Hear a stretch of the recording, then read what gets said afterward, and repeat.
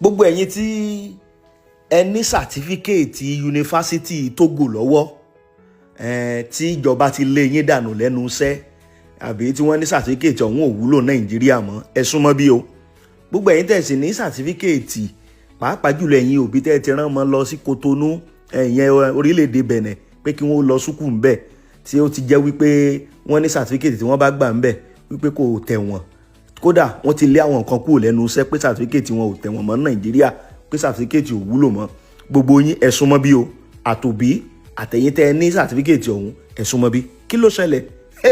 mo gbèrò yẹn kan wá, máa gbé ẹ̀yin èèyàn wa débẹ̀ o. ìjọba ti gbé ìgbésẹ̀ kan lórí ọ̀rọ̀ ó ṣe sàtífíkèètì kò ṣe sàtífíkèètì, ó ṣe fake sàtífíkèètì kò ṣe fake, ó ṣe original kò ṣe original. ìgbésẹ̀ ó wá ní ìjọba gbé fáwọn yunifásitì tí ń bẹ ní Togo àti ti orílẹ̀-èdè Benin. ẹ̀yin èèyàn wa ẹ súnmọ́ bí. àkójọpọ̀ náà mọ̀ ní láti iléeṣẹ́ Àràbà tẹlifíṣàn. ẹ máa bá wa pín o, ẹ bá wa pín kó dé ọ̀dọ̀ gbogbo àwọn tí wọ́n ní sàtífíkèètì Togo àti ti Benin, kó dọ́dọ̀ wọn lọ́wọ́, kó kan gbogbo wọn lára o. ìkan tó nìyẹn o. ẹ̀yin èèyàn gọ́ngọ́mọ̀ sọ àfi bígbà tí wọn ò gbọ́rú ẹ̀ rí. young man kan tí mo lè pè ọ̀dọ́ ni bàbá gbogbo ọjọ́ orí ẹ̀ kò tí ì lé wọ 30 years ni wọ́n mọ̀ sọ sí ẹ̀wọ̀n 76 years. ọdún 4 ó dín ní 100. ẹ̀wọ̀n gan ni ó kù sí. kí ni wọ́n ló ṣe? ẹ̀yin èèyàn súnmọ́ bí o. wọ́n ló lu jìbìtì, ó lu àwọn òyìnbó ń jìbìtì, ó ń ṣe bí obìnrin ń fi ń gbowó lọ́wọ́ àwọn èèyàn. ṣùgbọ́n nǹkan kan jọ mí lójú. gbogbo àwọn olóṣèlú tí wọ́n ti mú Nàìjíríà látijọ́ wọn ò mà rí yìí tí wọ́n mọ̀ ràn lọ 76 years sí. àwọn tó kàn ti ẹ̀ ń jí bílíọ̀n tírílíọ̀n kọ́lọ́hún ó ṣàánú wa. bó o ló ṣe jẹ́? kí lorúkọ ẹni tí wọ́n rán lọ sẹ́wọ̀n 76 years? ó pọ̀ o. ẹ̀yin èèyàn mo máa ṣàlàyé fún gbogbo yín lẹ́yọ kọ̀ọ̀kan. ìkànnì Àràbà tẹlifíṣàn náà níjàre, àkójọpọ̀ sí ni. ẹ máa bá wa pín o, ẹ jẹ́ kó kan gbogbo ayé, ẹ jẹ́ ó kàn wọ́n la. ẹ̀yin èèyàn wa àkójọpọ̀ náà níjàre.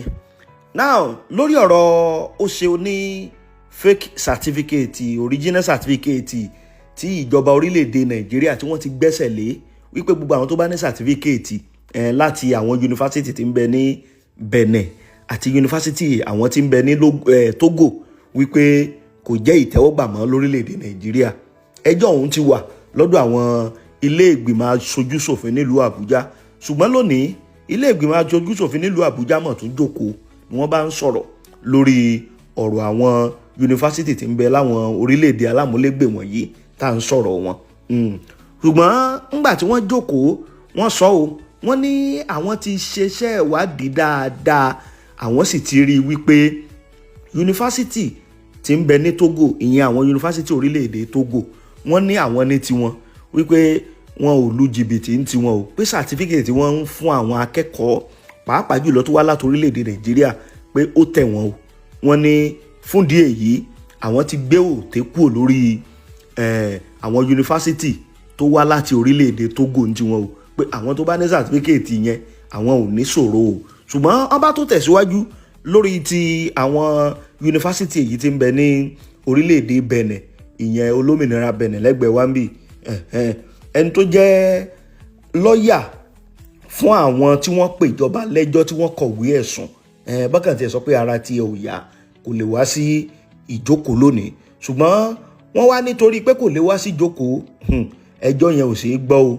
kódà gbogbo àwọn aṣojú ní Ministry of Education gbogbo wọn pátá ni wọ́n wà ní ilé ìgbìmọ̀ aṣojúṣòfin láti wá jẹ́ ìpè tí àwọn ìgbìmọ̀ tó ń rí sí ọ̀rọ̀ ètò ẹ̀kọ́ nílé ìgbìmọ̀ aṣojúṣòfin tí wọ́n pè wọ́n sí.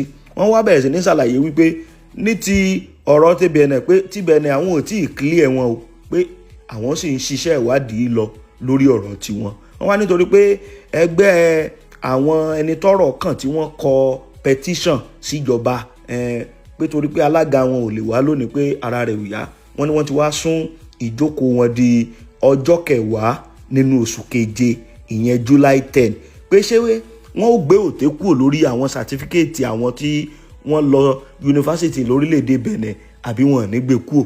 wọ́n ní ọjọ́ 10 nínú oṣù keje ọdún tá a wà yìí ni wọ́n ó jókòó lórí ọ̀rọ̀ ọ̀hún tí wọ́n ó sì yanjú ẹ̀, torí wọ́n ní àwọn ìwé ẹ̀sùn táwọn gbà lórí àwọn yunifásitì tí ń bẹ lórílẹ̀‐èdè Benin wípé ó pọ̀ o, wọ́n ní bíi 445 petitions òun làwọn gbà o, ìyẹn lọ́dún 2024. eléyìí gangan ló mú kí ìjọba kí wọ́n kéde wípé gbogbo àwọn certificate tí wọ́n bá kó wá láti orílẹ̀‐èdè Benin pé kò tẹ́ wọn o. kódà ẹni tó jẹ́ kan nínú àwọn akọ̀ròyìn iléèwé ìròyìn Punch náà ṣiṣẹ́ ìwádìí, àwọn gan ni wọ́n tú àwọn àṣírí yẹn wípé àwọn kan ra certificate bọ́ọ̀ bá ti ní 500,000 naira péré lọ́wọ́, certificate ti Kòtónú yẹn lórílẹ̀‐èdè Benin pé wọ́n mú wá bá ọ lé ni àtìgbà yẹn ni wàhálà ti ṣẹlẹ̀. kódà àwọn òṣìṣẹ́ tí wọ́n ń ṣiṣẹ́ lábẹ́ ìjọba àpapọ̀ tí wọ́n ní certificate Benin àti ti orílẹ̀‐èdè Togo, gbogbo wọn pátá ni wọ́n ti dá dúró lẹ́nu iṣẹ́ pé certificate wọn ò tẹ́ wọn. fún díẹ̀ yìí wọ́n lé gbogbo wọn.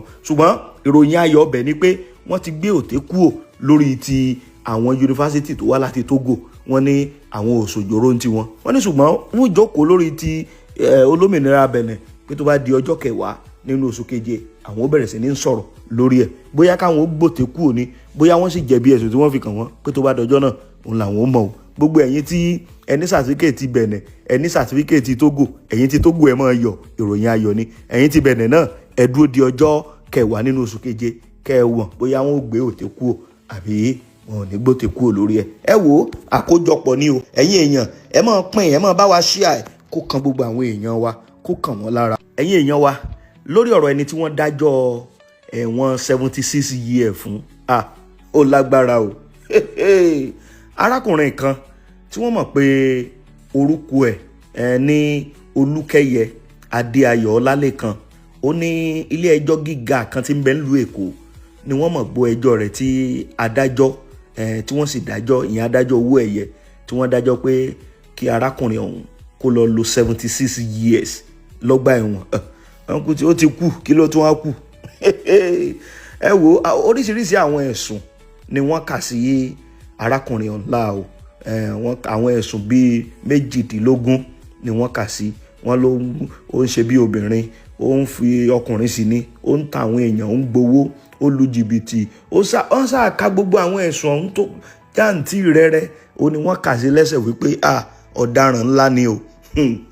ṣùgbọ́n wọ́n ní ọdún 2023 ni wọ́n ti wà lẹ́nu ẹjọ́ ọ̀hún, ìyẹn ní September ni wọ́n kọ́kọ́ àrẹ́ẹ̀nẹ̀ níwájú adájọ́ tí wọ́n pè adájọ́ YG Ringim.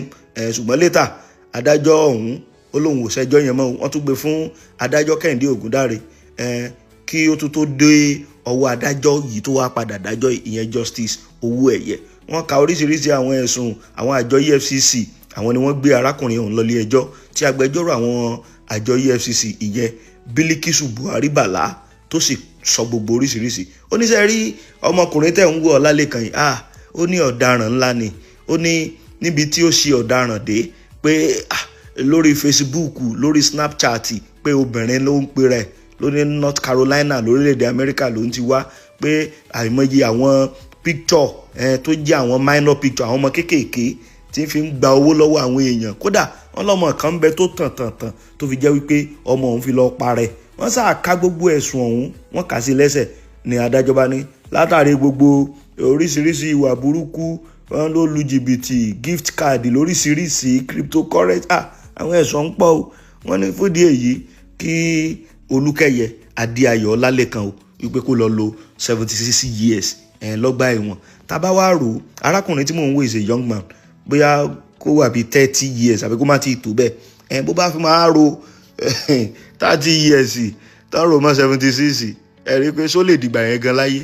ọwọ́ Ọlọ́run dẹ̀ ló ní ẹ̀mí èèyàn. ṣùgbọ́n oríṣiríṣi àwọn èèyàn wá ń kọ́mẹ̀ntì sábẹ́ fídíò yẹn wípé EFCC ẹ bẹ̀rù Ọlọ́run. wọ́n ní àìmọye àwọn olóṣèlú tó jẹ́ pé wọ́n ti jí dẹ́ndẹ́ndẹ́ndẹ́ndẹ́ owó bílíọ̀n pé wọ́n mọ̀ rí kankan convict kí wọ́n sọ wípé wọ́n fún lẹ́wọ̀n 20 ọdún rí dípò ẹ̀wọ̀n ọdún 10.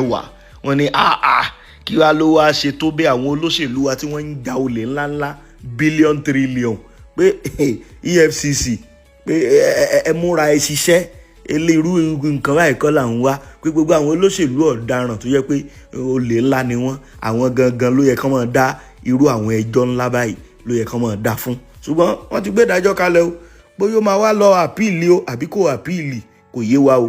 ṣùgbọ́n wọ́n ti ní Ọlálékan pé ọdún mẹ́rin ó dín ní ọgọ́rin ìyẹn 76 years òun ni kó lọ lò lọ́gbà ẹ̀wọ̀n. ẹ̀yin èèyàn kí lẹ̀yin rí sílẹ̀ ojú wo lẹ̀yin fi wò kọ́lọ́n kó kó wa yọ ọlọ́run ẹ̀jẹ̀ àdáràn àwọn kan ní nàìjíríà ẹ wo àkójọpọ̀ náà ní jàre gẹ́gẹ́ bẹ́ẹ̀ tí mo wà lórí iléeṣẹ́ àràbà tẹlifíṣàn pé gbogbo nǹkan tó bá ń ṣẹlẹ̀ káàkiri àwọn ìlú wa ó làwa máa ń gbìyànjú tá a mọ̀ mú wa fẹ́ yẹn wa pé a ní jẹ́ kí tí yín ó di sí gbogbo àwọn ìṣẹ̀lẹ̀ tó ń ṣẹlẹ̀ láwọn ìlú wa ẹ wo ìdí gan rìn yẹn tá a tún fi mú àwọn eléyìí wá sójú ìwòran yín. bákan náà ni wọ́n tún àwọn ọmọ ṣìkó tí wọ́n mú nílùú Èkó pé wọ́n ń lu jìbìtì àwọn náà ń ṣe yahoo wọ́n tó bíi mélòó kan o wọ́n tó ti dájọ́ ẹ̀wọ̀n tí wọ́n kàn tiẹ̀ ní just ọdún kọ̀ọ̀kan ò ní wọ́n fún wọn. mo ní lẹ́sìn wá fáwọn ọmọ ṣáínì ní ọdún kan ó yẹ bá kó pọ̀ jù bá ń lọ ìbára ṣáínì àwọn sì kò ní ọdún kọ̀ọ̀kan ò ní wọ́n dá fún àwọn. ẹ̀yin èèyàn wa ẹ wo a ní rí jù bá ń lọ bàbá tún rí àwọn nǹkan míì a kò tún gbìyànjú ká tún mọ̀ mú wá fún ẹ̀yin èèyàn wa gẹ́gẹ́ bí ìlérí wa táwa ti ṣe ń tiwa. bẹ́ẹ̀ bá ti follow wa lórí Facebook ẹ follow wa, subscribe sí, bó bá rẹ̀ lórí Instagram náà ẹ follow wa ń bẹ̀. à á gbìyànjú kẹ́ ẹ mọ́ gbádùn wa sí. ẹ ṣeun o tẹ̀ ń wò wá, yóò dáa fún yín, yóò dáa fáwa náà, yóò yẹ wá ní o kò ní yẹlẹ̀. ó dàbọ̀, ó dìgbà kan.